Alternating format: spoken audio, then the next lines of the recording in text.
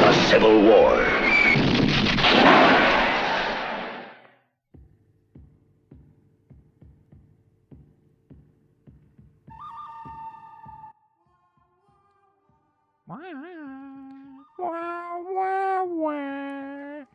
By the mid-1960s, the Western was a Hollywood staple, but it was getting predictable. Clean-cut heroes, clear villains, tidy shootouts, and then enter Italian director Sergio Leone with a bold vision.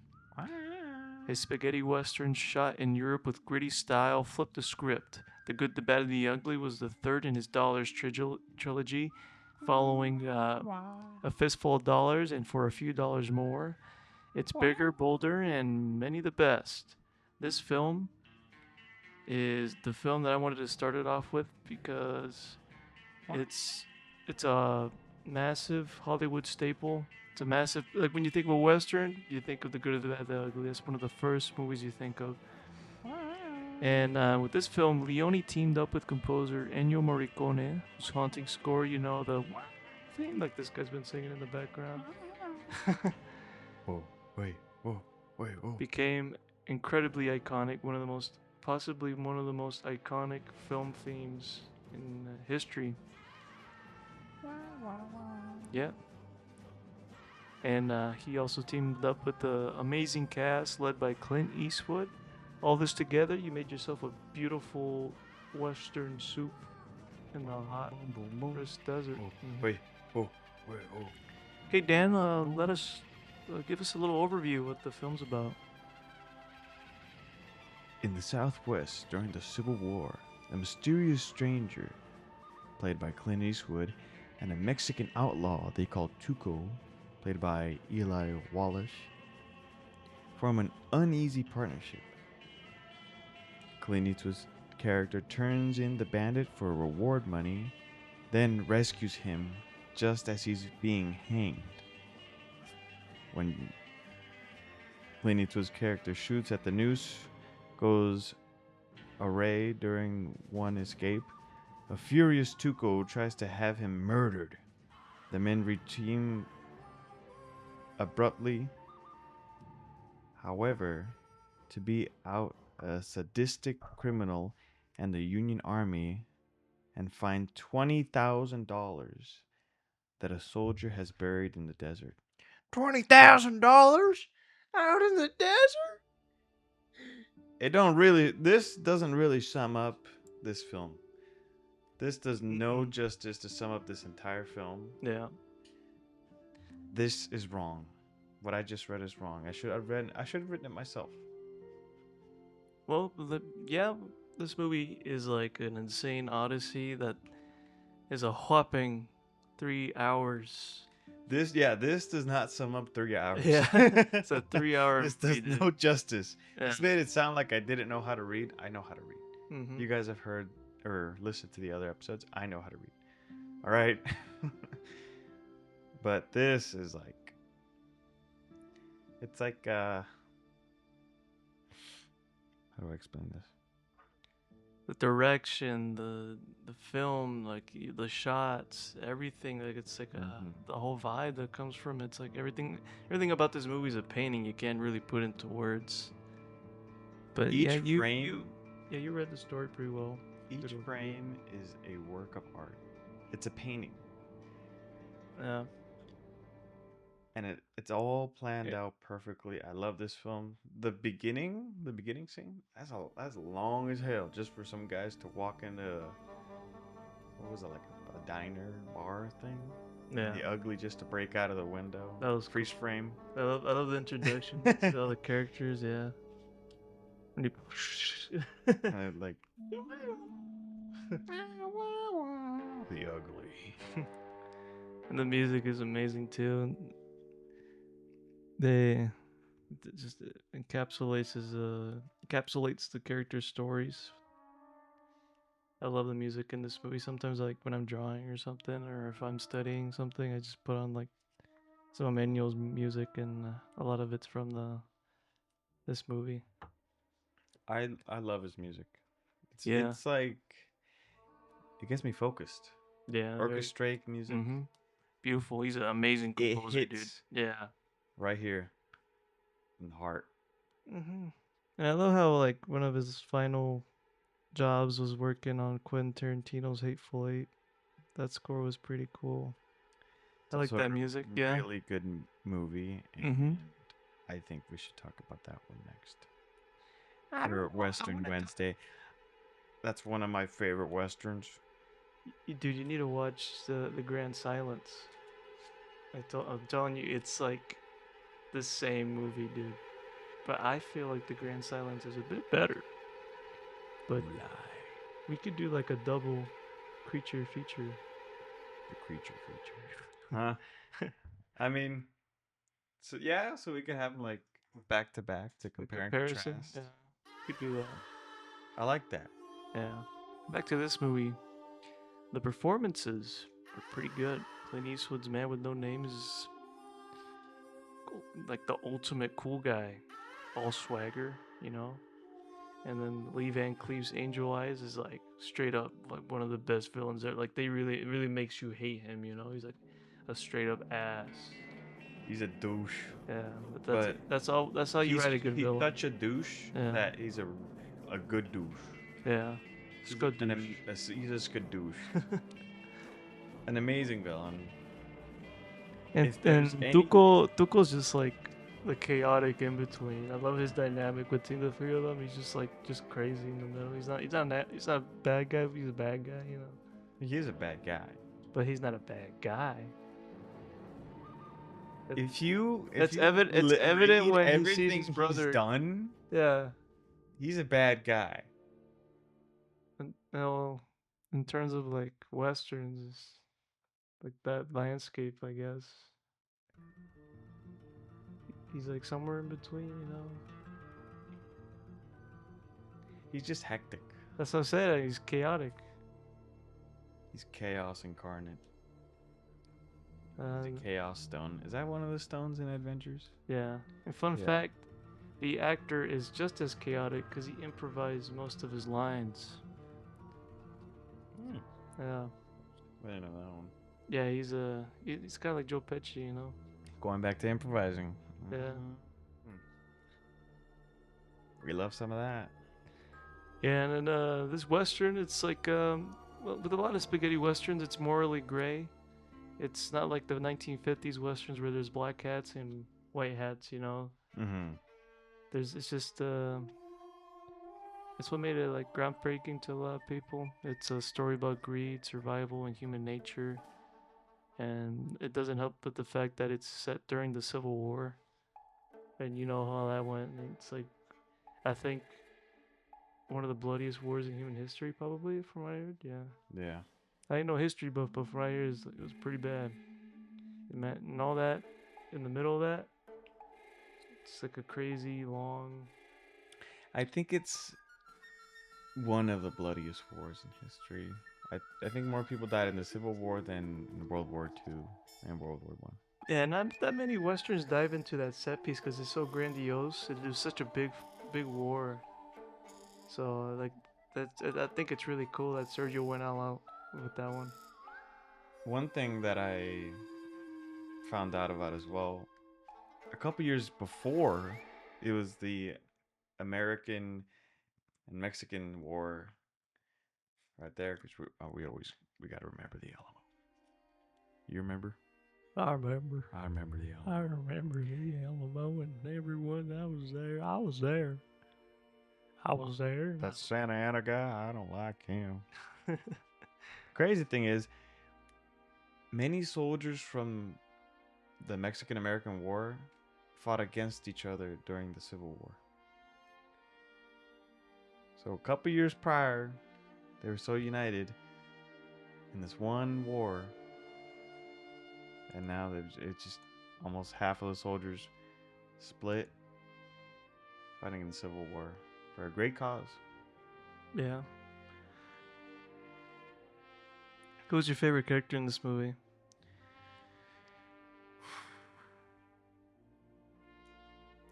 Was it Clint Eastwood? Lives near. Oh, we should watch that one too. Have you ever seen what's that movie called?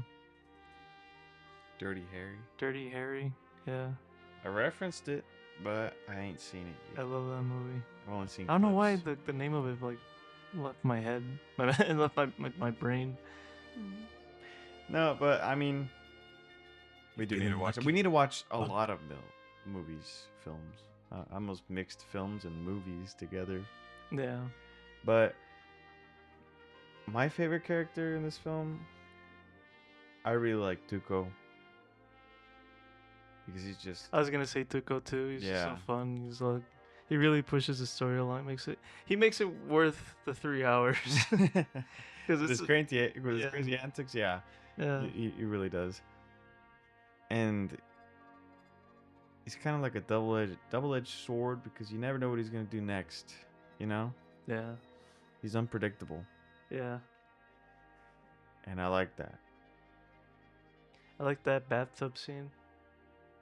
Yeah, that really caught me off guard. Like, I Yeah. didn't think he'd have the gun in the tub. And I was thinking about it too. It's like, can a gun fire underwater? And one of maybe that particular revolver could, I guess. Maybe. But I know a Glock can't. I don't think so. Let's check it.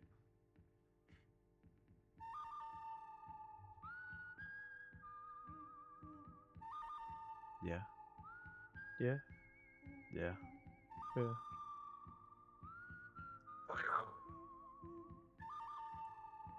An AK-47 and a Glock Mm. can fire underwater, which is insane.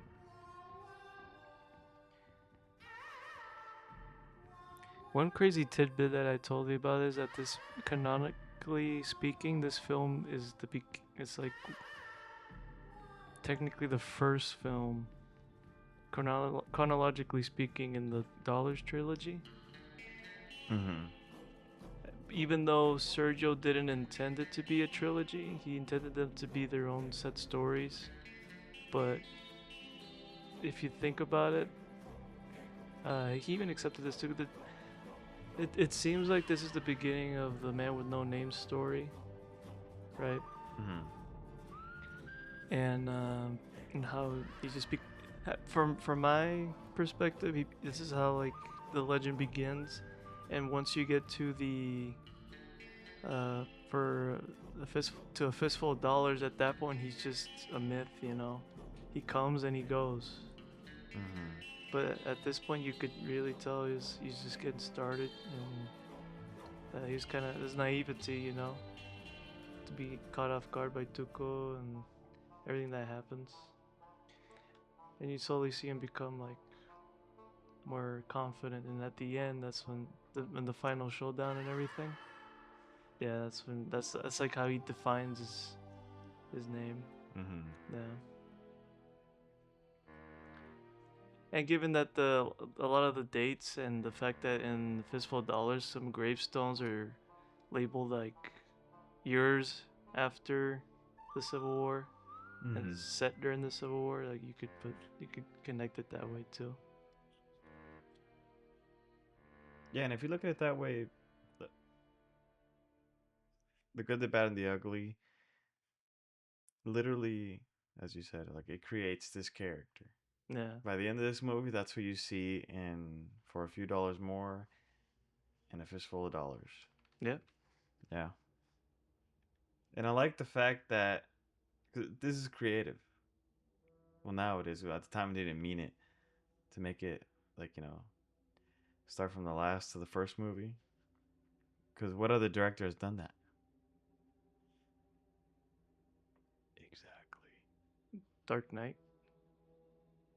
Oh, you're saying like Start from the last to first.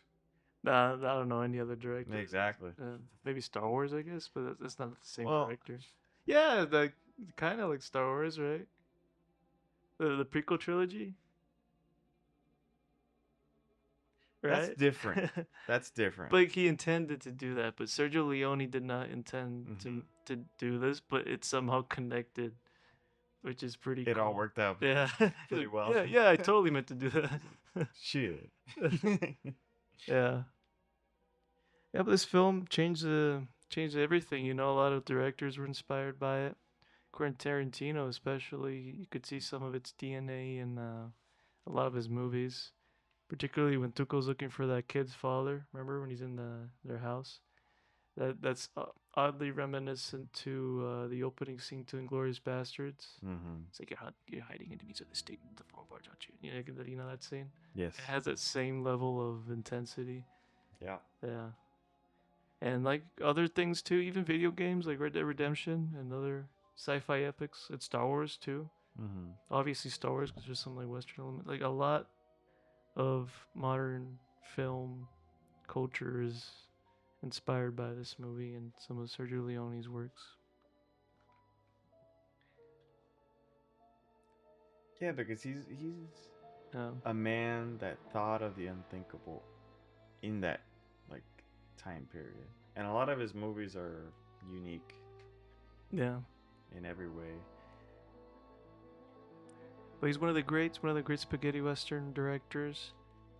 He's up there with a lot of the popular ones. But rest assured, me and you were gonna get into some niche ones you never heard of that are, I would say, probably better than this movie. But that's just my opinion. But I didn't know Sergio Leone was a chunky guy. hey, they eat a lot of spaghetti over there. Yeah, He's pretty chunk. la pasta. Too much. Fistful of pasta. It's full of pasta. uh, Once yeah, Upon a Time in the West is one of his great yeah. films. He is a master of the Western franchise. And it started Clint Eastwood's career in westerns too.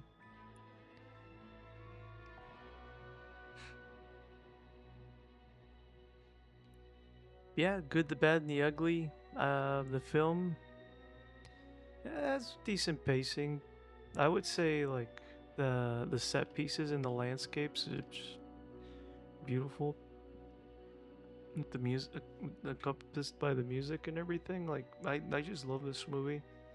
I just wish it wasn't so long. Like if I had a whole day off, like and I wanted to just pass the time, I'd put this movie on. You know. But 3 hours is a long time. That's one of my when I think of a good like length for a movie, I'd say 2 hours. Yeah. 2 hours is like the perfect length. Mm-hmm. Yeah.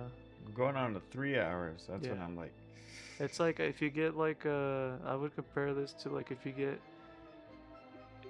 like a granola bar versus a Cliff Bar, you get halfway through the Cliff Bar, you're like, oh, I gotta finish this. that's how with a simple granola bar, I'm filled, But with Yeah. a freaking Cliff Bar, dude, like that's a straight up meal replacer right there. That's how this movie is sometimes. that's the thing. 3-hour movies, they don't scare me, but I'm like, man, I gotta plop my cheeks here for 3 hours Yeah. and watch this film. That's why I haven't seen that one film that came out a bit ago. What was it? The one directed by Brady Corbett, The Brutalist. Yeah, that one's pretty long too, but That it looks one's pretty. 3 hours and 34 minutes pretty. long. But it looks pretty. Yeah, it looks pretty. But am I gonna sit there for 3 hours and be like, this is pretty? Yeah, that's why movies too, like they're meant to be viewed in the theater because it takes more of your attention, Because you'd be Whilst doom you're scrolling sitting or at something. home, Yeah. you start doom scrolling or like get distracted by your dog or your baby. You Yeah. get hungry and you get up, start doing other things, start cooking. But The Brutalist is on my list of movies I need to watch because it does look pretty, and I love the actors that are in it. Yeah.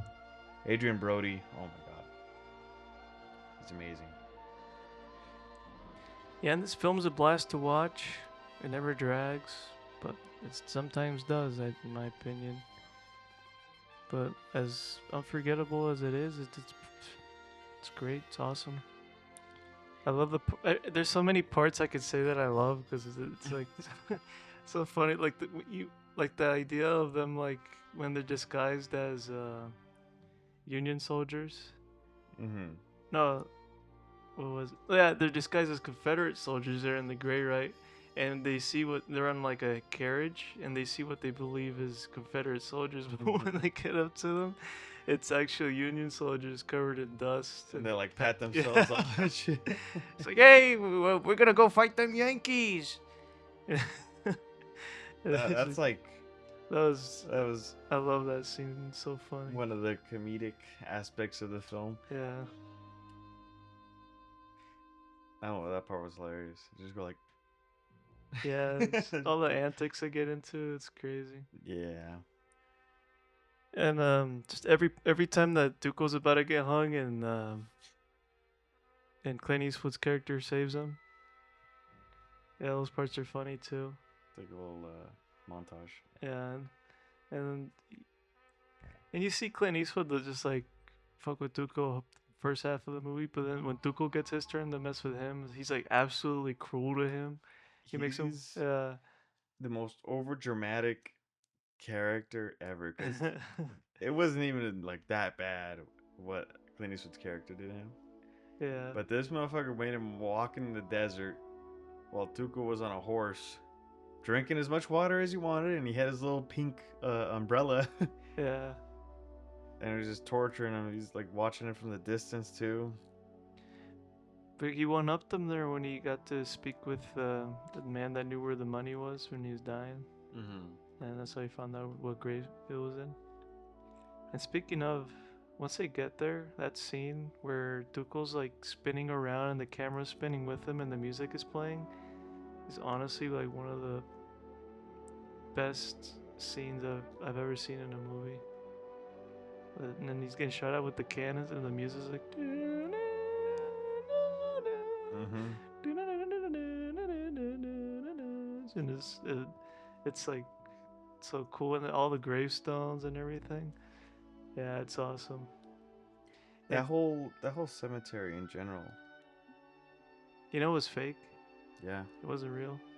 It was built by the Spanish army. Yeah, and just a couple of like I want to say like 3-4 years ago, they they barely found the spot where it was, and they remade the cemetery. Yeah. Yeah, I watched the whole documentary on it. It was super cool. I haven't seen that documentary yet. I need to watch it. Yeah, no, it was chill, and then they do talk about Sergio Leone in it too, and yeah, even Clint Eastwood found out about it, so he sent them a special message over there. But I think that movie is in Italian. I think it's oh no, or Spanish. I think it's in Spanish. Yeah, it was in Spain. Yeah, I'll Spain. understand it. Yeah. Yeah, this movie pretty good, in my opinion. And with that final duel, dude, it goes hard. 9 straight minutes. Mm-hmm. Yeah. 9 minutes and 39 seconds. Oh man, the song too. That shit is so cool. And there's so many memorable quotes in this movie too. Honestly, for a western, I give this one I give it a solid 9. If it weren't for the duration of this film, Yeah. I'll give it an 8.5. yeah. That's If you could thug it out, yeah. I could thug it out, I guess, but like, yeah, I give it a 9. In terms of film, like in general, yeah, I think an 8.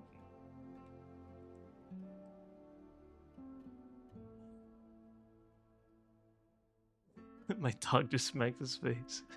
But for this film and its duration, there's 2 kinds of people in this world. Those with a rope around the neck, and the people who have a job of doing the cutting. That's one of the quotes. Wasn't it digging? Yeah, but they say that along the lines. I was going to do the digging one next, but you beat me to it. Yeah. All right, let's get into some trivia for this movie. The trivia time.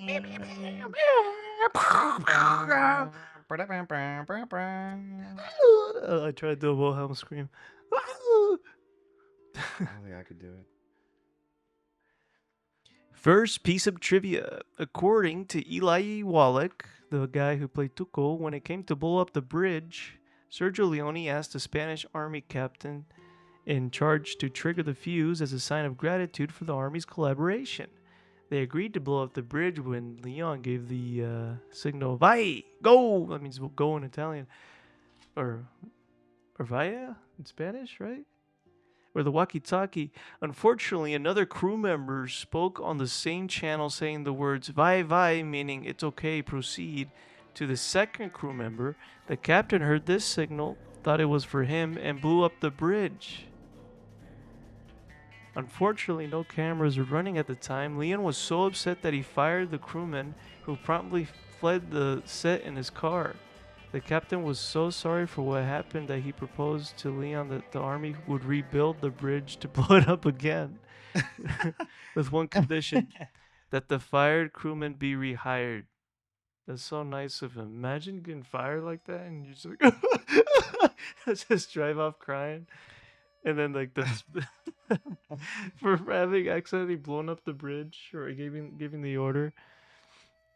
I mean, Leon I would agreed. be pretty mad. The crewman was forgiven, and the bridge was rebuilt, and the scene was successfully shot. I want to. Oh, can you imagine if they shot that though? Like, how would the? I wonder if they would have kept that in the movie. Actually, shot it. As a director, I would have been fucking mad, man. That would have like the amount of time they probably took to build that bridge, and then for the dumbasses to blow it up early, and no one filming. I wonder he's like kind of bummed I some of those would pictures. hunt them down. Yeah. If my precious film, that would have been like an amazing scene. Yeah. And it would probably be one of the best scenes.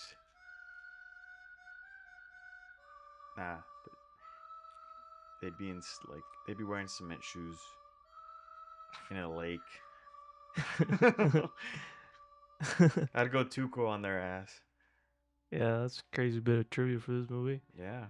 Second one, because Ryder. Listen, I got this. I got this one. I read Okay. it. I wanted to read it because I thought it was nice. Yeah. Because the writer and director, Sergio Leone. Spoke barely any English, and Eli Wallace, Tuco, spoke barely any Italian. The two communicated in French. That's the thing about Europeans. Get in between, yeah. But they're so close to each other. You gotta let some of them learn the language. Yeah, and it's weird to me because Europeans could practically learn any language, from what I've noticed. People from Europe and stuff, Germans, they could learn French pretty quick. Well, they're kind of close. They're all derivative of Latin, I think. Mm-hmm. Yeah. Except our hick version of Spanish. What's that? Mexican. Oh. Too much slang. Yeah. It's too much slang. Next one. The skeleton found by Tuco inside the wrong coffin in Sut Hill Cemetery was a real human skeleton. The deceased Spanish actress wrote in her will she wanted to act even after her death. That's a crazy one that I found out a couple years ago. Yeah. I didn't believe it. I looked it up and stuff. Yeah. That's not the first time real human bodies were used in movies. That is true. Yeah. Because back then it was cheaper to have real human bodies instead of fake ones. I don't understand how it'd be cheaper to have an actual dead corpse in a movie. Then I don't know how it's cheaper than actually having or making a fake skeleton, I mean, people die every day, I guess. I don't know. Make it make sense. Make it make sense, man. You want to read the next one? Somebody tell me. Huh? Want to read the next one? Oh my goodness. Eli Wallace was almost poisoned on the set after drinking acid used to burn the bags filled with gold to make them rip open easier when struck with the spade. He didn't know the acid had been poured into lemon soda bottles. Bro, that happened to me He once. drank a lot of milk and filmed the scene with a mouthful of sores. Ah. Oh my god. One time I accidentally drank, I think it was laundry detergent from a Gatorade bottle, Ugh. and I instantly spat it out. That happened to me, bro. It's why do people store shit in like bottles or you that are clearly for like products where you drink? Like you should pour it in like a jar or something, you know, like an unmarked jar. Or a gallon. Yeah, what are you thinking? Jeez, man. Well, with the amount of effort that it took with this movie, I'm not surprised they just did that. And, It was pretty hot out, and he was Yeah. like, "I need some water." during the scene right before the final duel where Tuco is running frantically through the cemetery, a dog can be seen running on screen at the beginning of the scene. In reality, that was improvised on the spot. Sergio Leone, who was afraid that the scene was going to slip into melodrama, released the dog without informing Eli Wallach first. Thus, his look of surprise is quite genuine.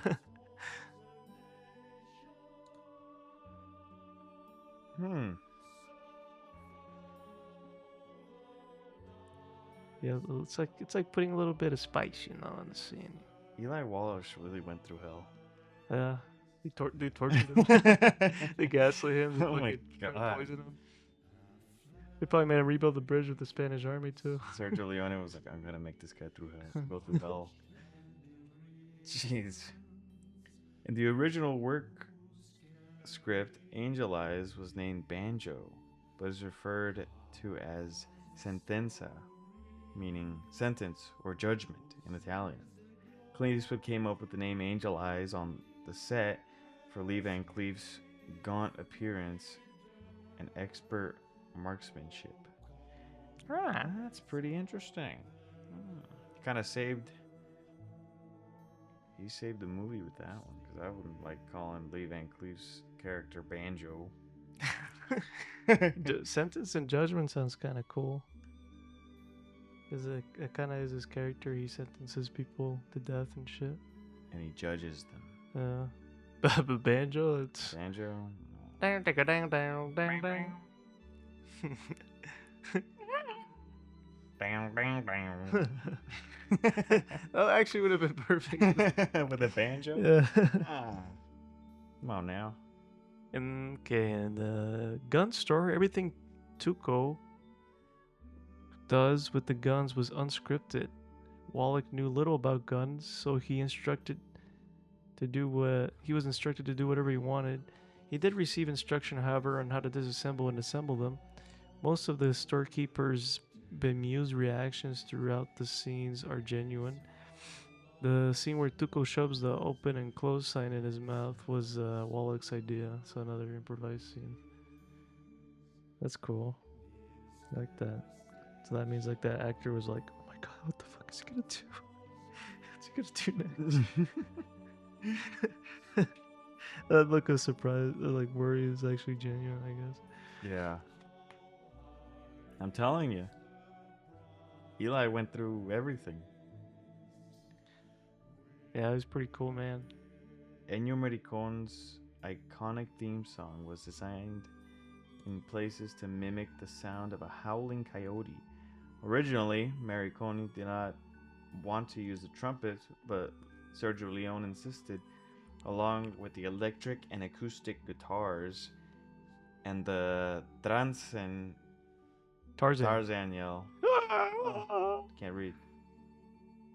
The trumpet became the most distinctive part of the soundtrack. And that literally, it's like, God, man, God was cooking when he was writing this script. Mm-hmm. Behind the scenes. Mm-hmm. Oh my goodness. Beautiful. Next piece of trivia. Tuco's line, "When you have to shoot, shoot," Don't talk. Was improvised by Eli Wallach, which apparently caused the whole crew to burst out laughing. Eli was a little perplexed because he thought that what he said was actually pretty sensible. That is, he didn't mean it as a joke, but his delivery and the look on his face made it side-spittingly hilarious.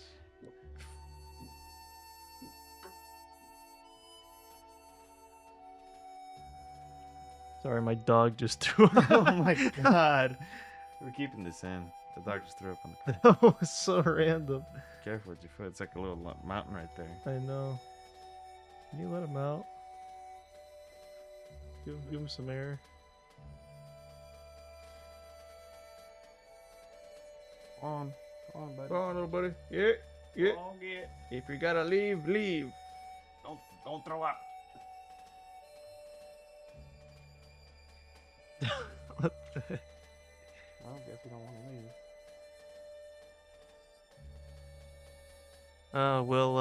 leave. That was unexpected. A lot like Tuco's lines, huh? Mhm. Yeah. Alright, you read the next piece of trivia. Filming had a short delay when Clint Eastwood refused to turn up for work until writer and director Sergio Leone agreed on his $250,000 fee in addition to a new Ferrari. Oh my goodness. Sergio Leone must have been like, when am I gonna get this money out of my ass? Fucking shit. Oh my god. Clint, you. Oh my goodness. I mean, a Ferrari, dude. And $250,000. How much is that in today's money? Adjusting for inflation. Let me see.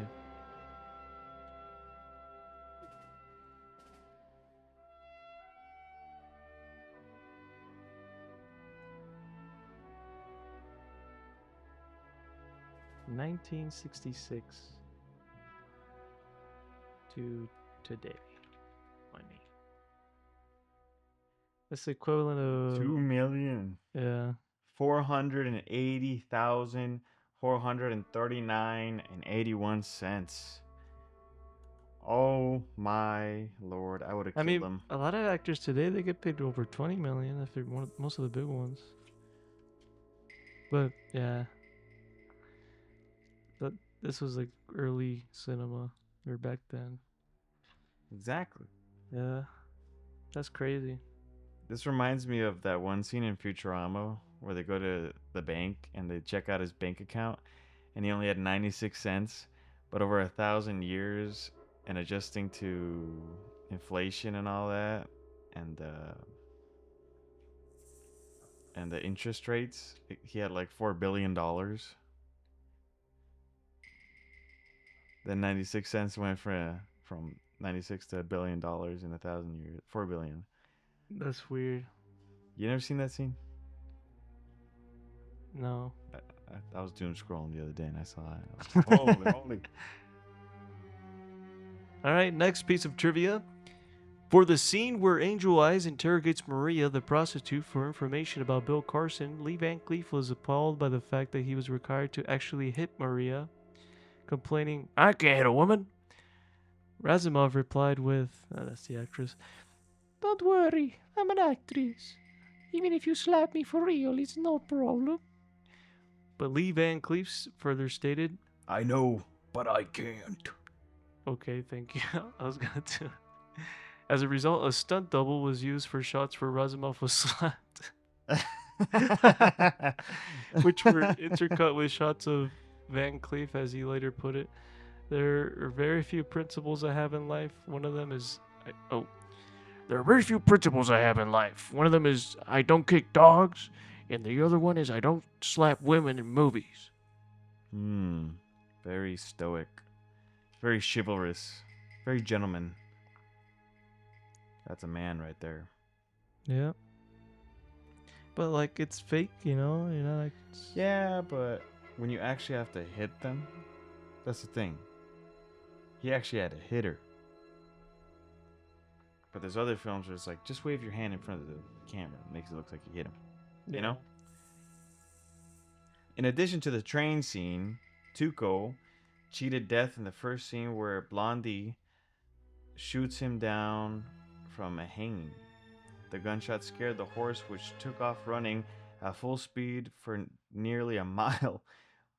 Walsh's hands were tied behind his back, and he had to hang on for dear life with his knees. That's scary. Jesus. It's close.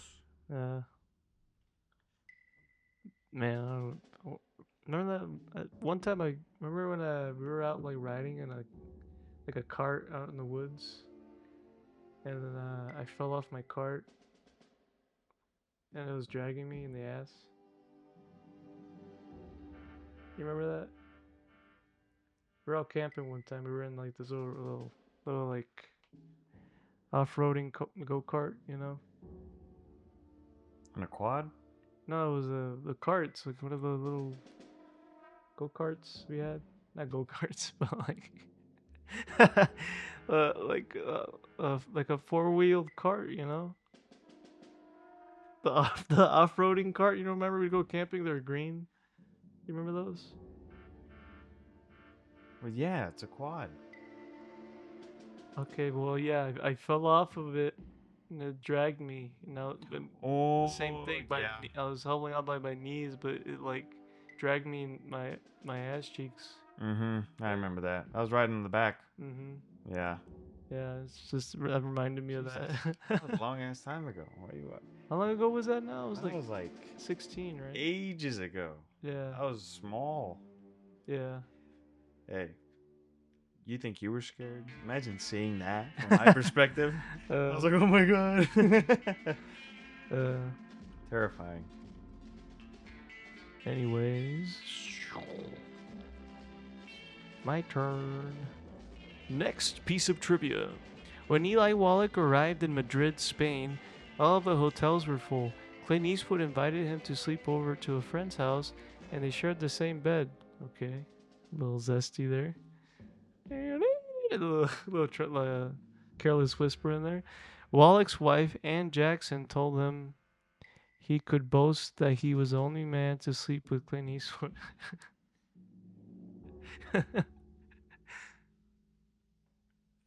Imagine your wife saying that. Yeah. I mean, as famous as Clint Eastwood was then. Oh, yeah. Yeah. It's like, okay, it's like me sharing the same bed with like Timothy Chalamet, and then like my wife telling me, you could boast that you're one of the only men to sleep in the same bed as Timothy Chalamet. Although Timothy Chalamet is an alright actor, in my opinion. How old is he? He's 25, right? No, he's like 30. Oh, I thought he was 25. It's like 30 something. Or maybe like 28, maybe. No, he's 25, I'm pretty sure. You gotta fact check me now? Timothy Chalamet. Oh, I love Timothy Chalamet. He's my favorite actor. I got a big poster of him. He's 29. Oh, I thought he was 25. 4 years ago, He's he got was. a baby face. Yeah, he does. I saw him in a recent movie, The Complete Unknown or something. He sounded like a little 14-year-old boy there. Yeah. What they put in the water over there in France where he's from, who knows? He's French? Yeah. Nah. All right, your turn. Read the next one. When Tuco is having his handcuffs cut off on the train rail, writer and director Sergio Leone insisted that Eli perform the stunt, assuring him that while it would be loud and scary, it would be totally safe. Wallach, or however you say his last name, was unaware of the low-hanging step rails, which missed his head by a few inches. In the wide shot, the step that would have hit his head is visible. So this man almost died 15 different times in this movie. Yeah. Like, seriously. Oh my god. Uh, Oh. and he got to sleep with Clint Eastwood. Hey, That's a good life right there. Yeah. that's the embodiment of $20 is $20. Oh my goodness. Oh man. There is no dialogue for the first 10 minutes of this movie. I noticed. Alright, your turn, I guess. Due to the striking height difference between Clint Eastwood and Eli Wallach, over 9 inches, it was sometimes difficult to include them in the same frame. Oh my god. Oh, imagine being Sergio, like, fuck these guys. You ever seen them when they were old together? When they're on, I saw a clip of them on the red carpet, and he was like a small man. But 9 inches, that's like. Yeah, but he looks pretty small, you know. Yeah, that must have been hard. They must have had him like stand on a fucking box or something. We love our Mexican bandito short king. Yeah. Mm-hmm. Y viva la raza. Viva la raza, aquí estamos.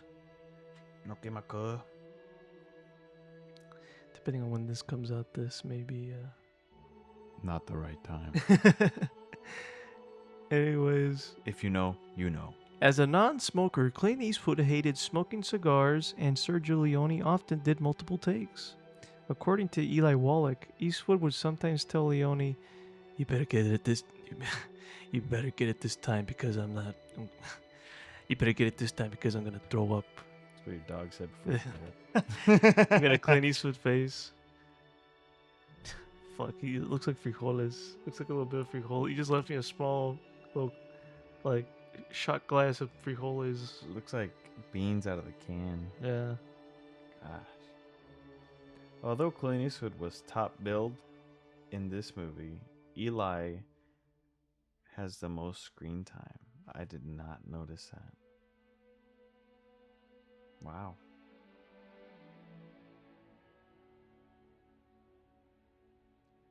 Orson Welles wanted Sergio Leone to not to make this movie on the grounds that Civil War movies were box office poison.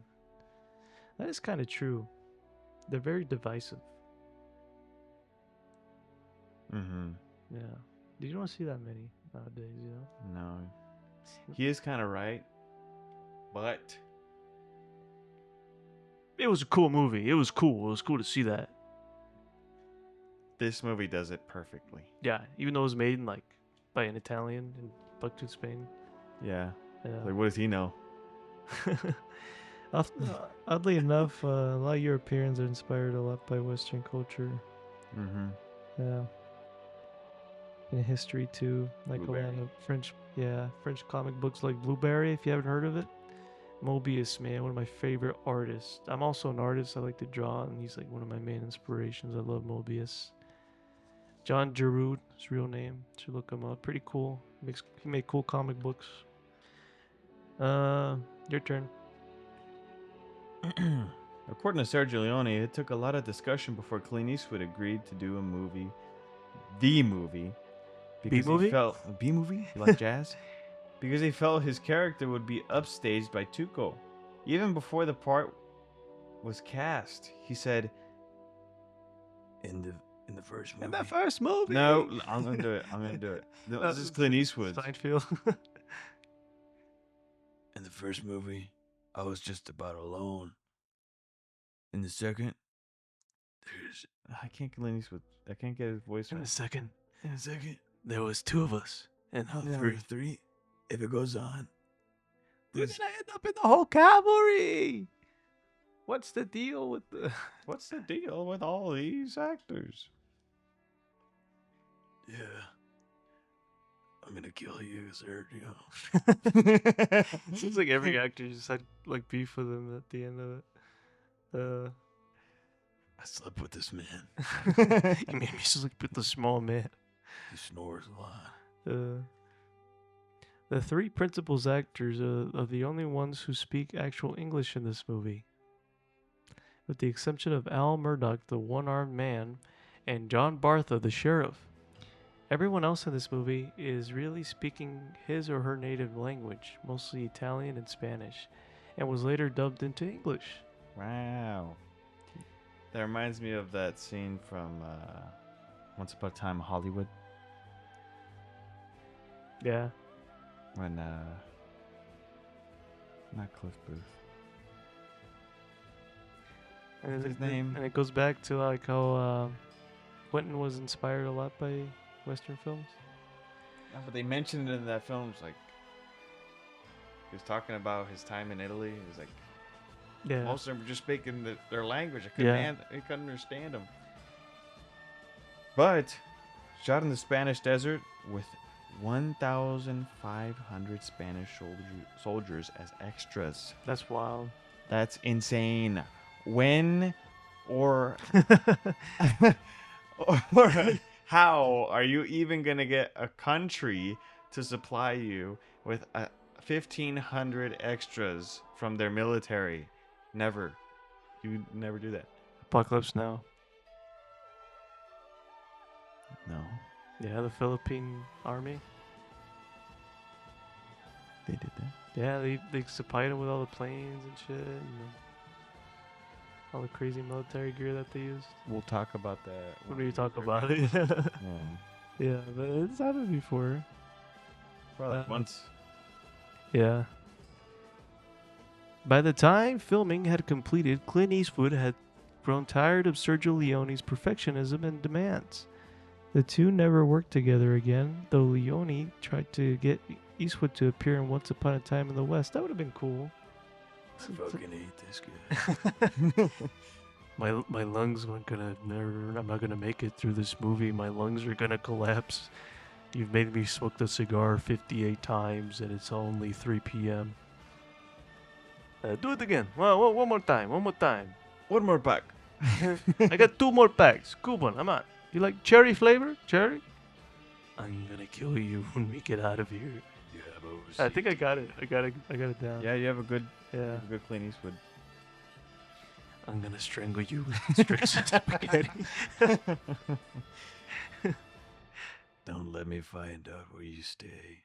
You may. I can't even say it. You made me That's Nemo, right? Yeah. Yeah. You made me ink. Oh, shit. Don't Man. make me yell at you in front of these 1,500 Spanish soldiers. They can't even understand what I'm saying. Don't make me raise my voice Higher than a decimal. Okay, that's enough. The movie remains the highest rated movie on IMDb, not to receive a single Oscar nomination.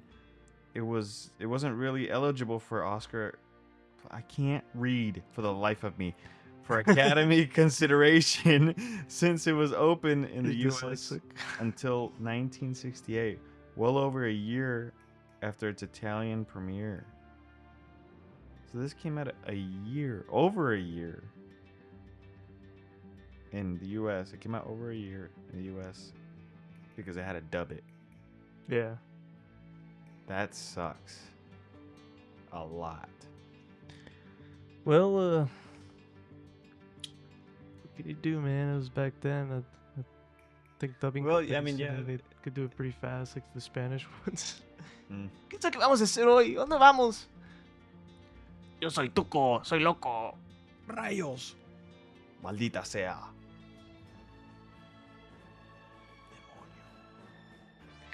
Whenever The Rock is dubbed, I feel like he has the same It's voice. the same guy. Yeah. Dilo que vamos a hacer más tarde, ¿no? Yo soy Shazam. Read the next one. On the next one? Read the next one. This movie was budgeted at an expensive, for the time, $1.6 million. which I'm sure because that movie was insane. Mm-hmm. Yeah. For the scenes, like the locations, The Everything. 1,500 soldiers that they used. Yeah. 4 scenes were cut from the original English language release and never dubbed into English from Italian. When American Movie Classics showed the extended English version, the scenes were restored. Clint Eastwood and Eli Wallach dubbed over their voices for the movie, but another actor had to be found to dub Angel Eyes lines, Lee Van Cleef, because he died in 1989. The actor who dubbed Angel Eyes lines into English was Simon Prescott. Who is that? Who is that man? Who is that? Who is that man? I want to know. I want to know who is that? Simon Prescott. Just click on the thing and you'll see who it is. You'll see who it is. It's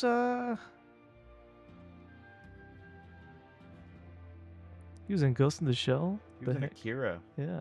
Wow. Get your dog. Get your dog face away from me.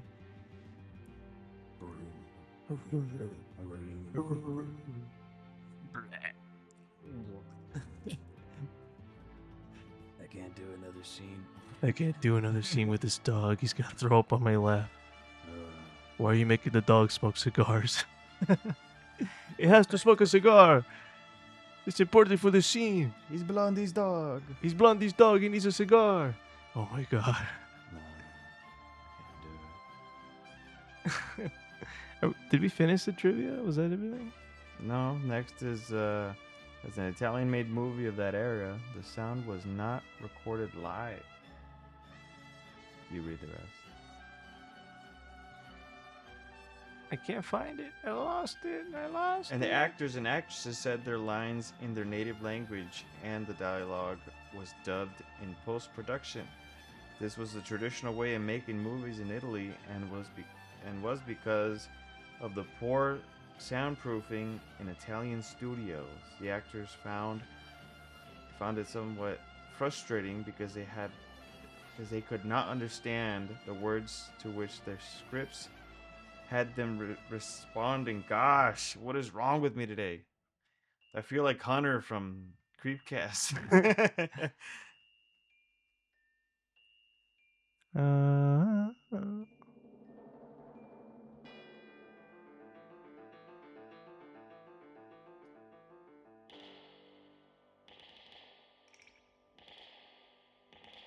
Anywho, All right. As an Italian-made movie of that era, this. I already read this one. Oh, sorry. I lost it. That's why. In the 1960s, Hollywood still followed the Motion Picture Production Code of 1930, aka the Hays Moral Code. I don't know what this is. Especially with westerns. This movie broke many, if not most, of the standards after it was released. Hollywood had to change its moral standards to compete with such foreign-made movies. Let's look. What is the Hay Morals Code? Let's look what that is. Let's look it up. What is that? What that is? What is what is what what that what is is? what that I look that I look? What is what that I look? It's where they make you smoke 50 cigars. You The have to Hays smoke Code, it. also known as the Motion Picture Production Code, was a set of self-imposed guidelines on the content of films released in the United States from the early 1930s to the late 1960s. It aimed to ensure that films adhered to certain moral standards and were deemed presentable and safe for public consumption. Ew! Yuck! That's like censorship. Blech. Okay, I guess we see what was going on there. Mm-hmm. Can I read another one since you read two? I wanted to read this one though. All right, go ahead. I'll let you have it. Well, look at my dog's vomit. Why would you do this? Why would you do this for? In their introductory scenes, where they are identified on screen as the good, bad, or ugly, Clint Eastwood, Lee Van Cleef, and Eli Wallach each shoot 3 people before they are presented as the good, bad, and the ugly. That is true. Mm-hmm. What? Charles Bronson was offered the roles of Tuco and Angel Eyes? That would have been weird. That would have been crazy. Yeah. I kind of like Charles Bronson, though. The latter because Sergio Leone feared the audiences would not take kindly to Lee Van Cleef going from the fatherly, likable Colonel Douglas Mortimer to a sneering villain. Yeah, because he was in the second one. Mm-hmm. He was the good guy in the last one before this movie. Yeah. He declined both as he was in England filming The Dirty Dozen. Okay, Yeah, I understand. I'm gonna read this one. Clint You read two? Ah. Clint Eastwood wasn't happy with the finished movie. He later said it was bloated rather than expansive, and only fleshed out the character. The only fleshed out character was Tuco. That's kind of true. We mostly talked about Tuco in this movie. Yeah.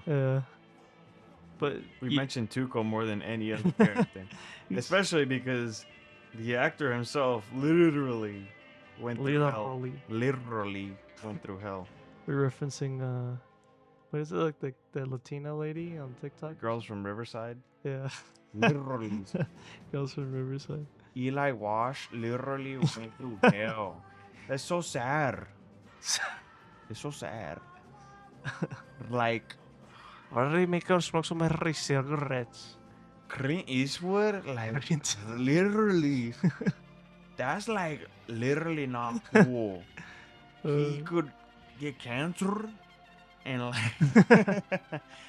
Anywho, Eli Wallach claims that Sergio Leone decided that Tuco would carry his pistol on a lanyard and stuck in his belt rather than a holster because Wallach told him he always had trouble putting a pistol in a holster without looking at it.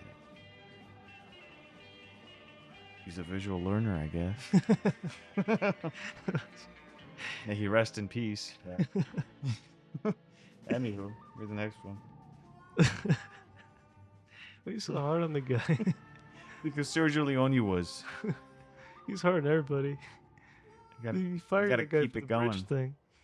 thing. According to Eli Wallach's autobiography, The Good, the Bad, and the Me, And the me.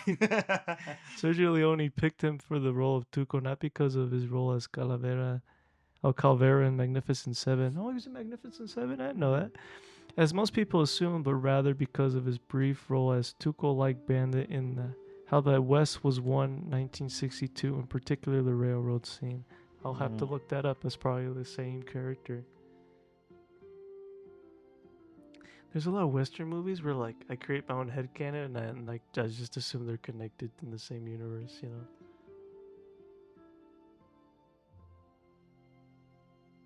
Anyhow, read the next one. I was reading the next one. I was more baffled about Give the me like next one. a stern look. I was more baffled at the next one than what you were saying. I'm I sorry. thought I said something weird. No, it's okay. I would have made like a hand gesture or something. Oh, you would have flicked me off or something? Yeah. When the bridge is blown up and Tuco and Blondie were hunkered down behind sandbags, waiting for the explosion, Clint Eastwood's career came within 2 feet of ending prematurely. A fist-sized piece of rock shrapnel from the explosion slams into the sandbag right next to Eastwood's head. Watch it in slow motion to see the rock flying in. So they would have gotten this man dying on film. Yeah. Thank God I'm not an actor in the 60s. Thank God Sergio Leone's not making any Yeah. more movies. Oh my goodness. All of his actors literally almost died. It's the 60s, bro. You gotta go wild, man. Except for Lee Van Cleef. Yeah, he's He's chilling. the only guy that was chilling. He got stunt doubles to slap women. He had soft hands back then. But he looks like he could kill somebody. Yeah, he looks menacing. Like if Mhm. I saw him in a grocery store, Yeah. he has that menacing look on him. When Lee Van Cleef was cast again for another Dollars movie, he joked, "The only reason they brought me back was because they forgot to kill me off in a few dollars more." I added a laugh. It's because he does that. Yeah.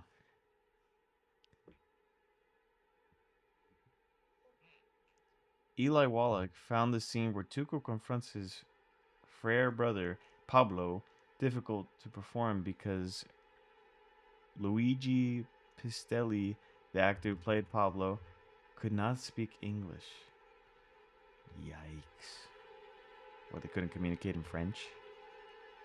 Oui.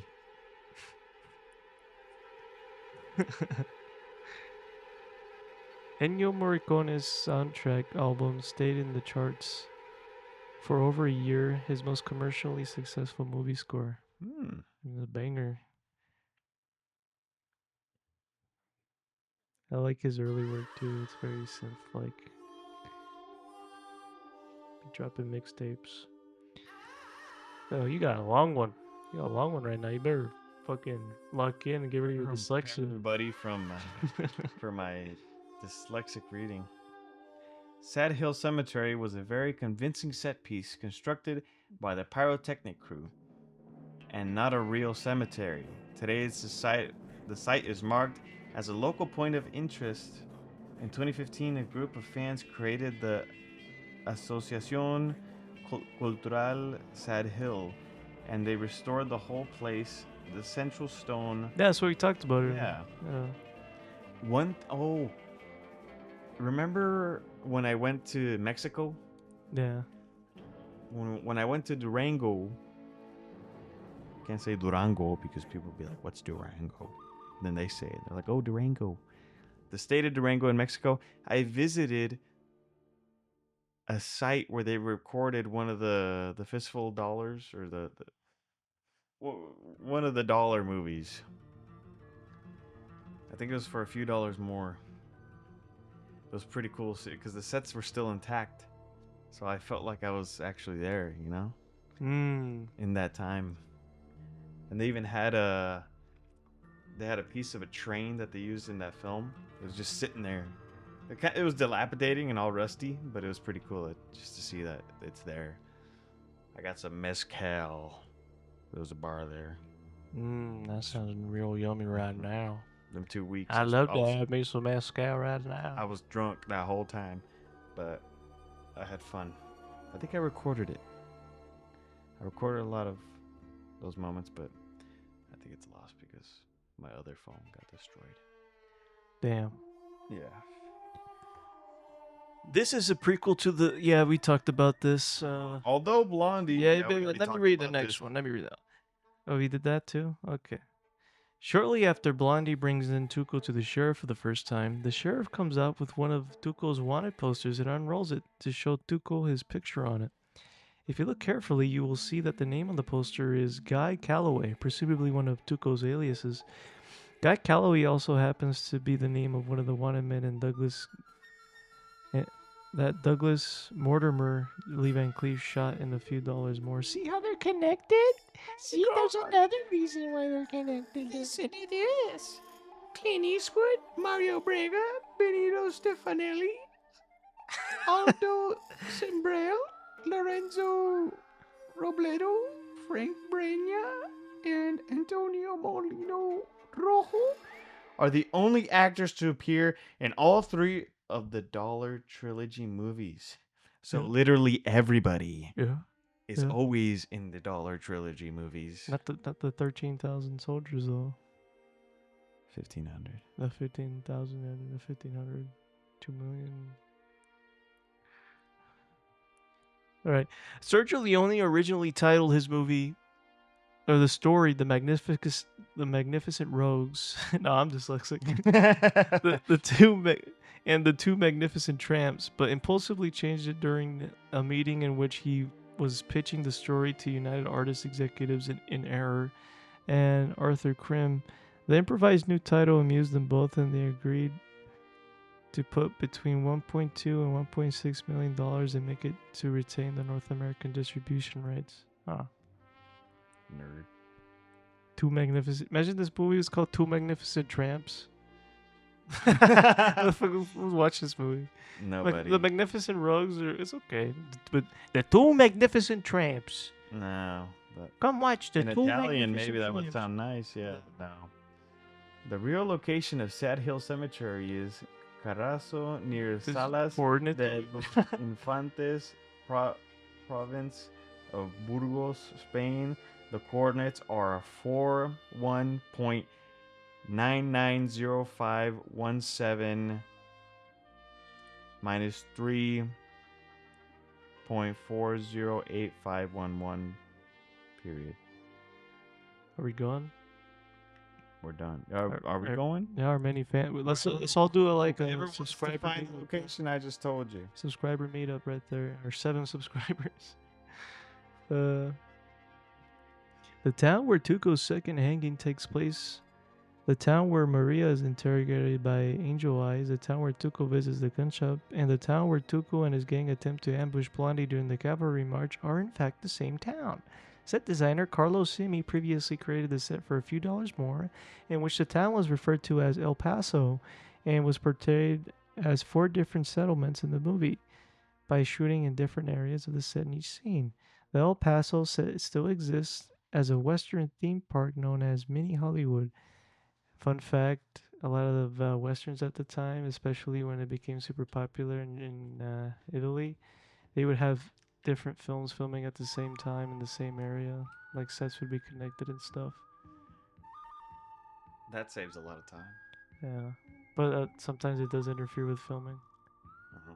I think I remember, I don't know if this is true, but like a horse escaped from one set and ran into the shot of a different set. Wouldn't that be fucking annoying? It adds character. Huh? It adds character. Well, like your neighbors are being rowdy and they ruin your movie. Change the blanks for actual pistol bullets. The grips on Clint Eastwood's pistols have a inlaid silver rattlesnake. His pistol, for a few dollars more, had the same grips in rawhide. Rowdy Yates, Clint Eastwood, kills a gunfighter carrying a pistol with the same grips and takes it for his own. Rowdy carried the pistols with the rattlesnake grips for the remainder of the series. There's something wrong with me. I can't English. Maybe shit. it's the summer heat getting to your brain, man. Maybe it's because the sun is hitting directly on your window and this room is extremely hot That's right probably now. what my dog And food- the smell of like bean throw up that's still on the ground. Good job, boy. Good job. You know what's... Western, Ruby, Rag and Ruggy. rah, rah, rah, rah. Ruco Ramos died. You dig? Row. Row. Run with cigars. Run with cigars. Rent Eastwood? Run Racewood. Rare Joey Roney? Which one did you read last? The grips on. Oh. Yeah. In the theatrical trailer, Angel Eyes is the ugly and Tuco the bad, which is the reverse of their designations in the action movie. This is because the Italian title translated to English is actually the good, the ugly, the bad. Ugh. Let's go watch the good, the ugly, the bad. No, that has zero ring to it, man. It's the good, the bad, and the ugly that rolls off the tongue. The good, the ugly, the bad? Ugh. And the Italian trailer had the ugly and the bad in that order. When the trailer was transferred to English, yada yada, they were reversed to coincide with the altered title, causing the incorrect designation. Huh. So even like translating the title for this movie was messed up. Yikers. Because the movie was set during the Civil War, writer and director Sergio Leone wanted to preserve a certain sense of accuracy, and he went to America to research the movie. Amongst his inspirations were Library of Congress documents and the photographs of legendary photographer Matthew Brady. This movie is not historically accurate, though it features the use of dynamite before Feature. Feature? A creature feature? I lost my spot. Or the particular explosive was invented. It features a no man's land World War I era trench warfare standoff and did not exist. The Richmond trenches were a siege of a city, and other than Galveston, there was a very little fighting in Texas. So this movie's all wrong. It's a movie. It's Made by Italians. made by an Italian. It's fiction. Yeah. Who cares? Whoever wrote this, he was like, I don't like that. Probably. Well, it's now praised as a classic. 1 second. I was yawning. When first released in the United States, the film was met with mixed to negative reviews from film critics who criticized the violence. Oh man. Over the top campiness and poor characters, Roger Ebert noted in his original review he had given the film a lower rating simply because it was spaghetti western and therefore could not be considered art. That's messed up. While Ebert retroactively reevaluated the film, other critics were not as charitable. New York Times critic Renetta Adler said of the film, "It must be the most expensive, pious, and repellent movie in the history of the particular genre." Damn. With the similarly negative review from Los Angeles Times critic Charles Champlin, who wrote that the temptation is hereby proved irresistible to call the good, the bad, and the ugly, now playing citywide the bad, the dull, and the interminable, only because it is, despite the reception, the film was soon reevaluated to be considered one of the most influential, greatest films of all time. they're all rolling in their graves right now. Yeah. But it was a Talk different about era. talk about pretentious at the time, man. These Yeah. film critics, it's like every film should be considered art in its own way, you know? But wait, there are some movies that are actually bad. Well, like I said, in its own way, okay? But yeah, look at them now. The good, the bad, and the dull. But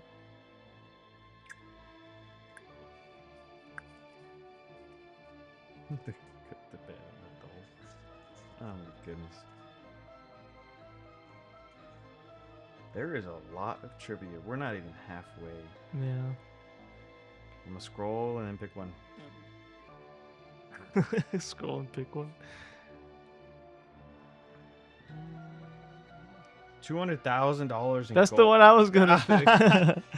Okay, good. Beat you to it.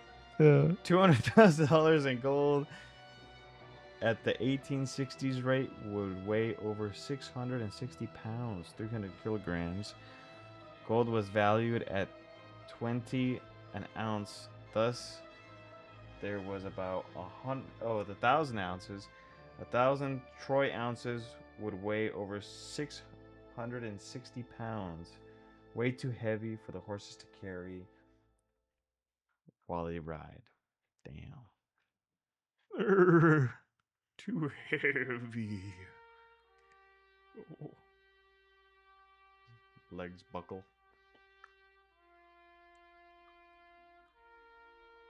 That's funny. The type of cigar Eastwood smokes is called cheroot. I bet he got sick of that. The source of these cigars has been debated. Director Sergio Leone said in an interview they were custom made by a tobacconist in Beverly Hills. Eastwood has said that the brand was called Virginians, and some has speculated they were made by Marsh Wheeling, the oldest cigar company in the U.S. Huh. He had his own, like, booth flavor, you know?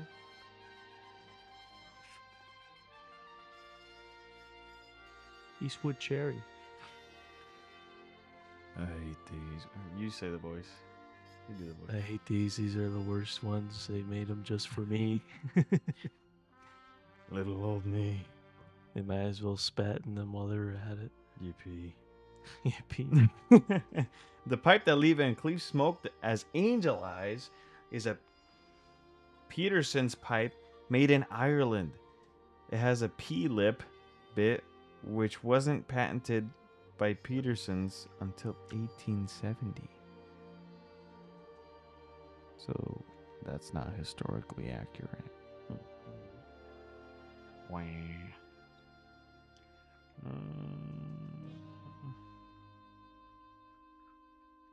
Is the last film of Enzo Petito, 1897 to 1967.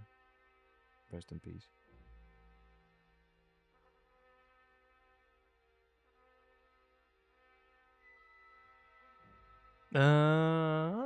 Everything else is just about the disc and stuff. But yeah, that's just this film. It's beautiful.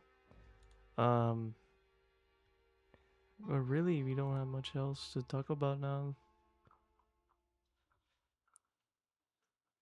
Beautiful film. Yeah. An amazing, Num- amazing film. Number one in the westerns, baby. Yeah, that's our first one. Our first western for Western Wednesdays. Arr! Ah! Dun-dun-dun-dun-dun-dun-dun. Yeah, I would love to cover more spaghetti westerns and old timey traditional westerns of the past, like John Wayne kind of. Black and white. Mm-hmm. Yes. There's a lot of them, dude. I have a large repertoire in my head that Mhm. you should watch too, and we're gonna watch them and we're gonna review them. We're gonna And talk that about one Gene Wilder western. Yeah, all of them, dude. Maybe not that one in particular. Maybe further on down the line. I don't know. Yeah. But yeah, thank you so much for watching. Please like and subscribe for more, and stay tuned because we're gonna be reviewing kaiju films next, and keeping it normal with like average films too, or not average, but I mean like typical films that are like in our radar, you know. Pop culture films Yeah, is what you meant to say. yeah. Mm. Unless we like subjugate them to different genres, but yeah, kaiju films I definitely want to do because I love kaiju films. My favorite genres. Imagine Godzilla with a gun. a big revolver. Yeesh. Yeah. All right. God bless you guys. See you later. Ciao. Bye.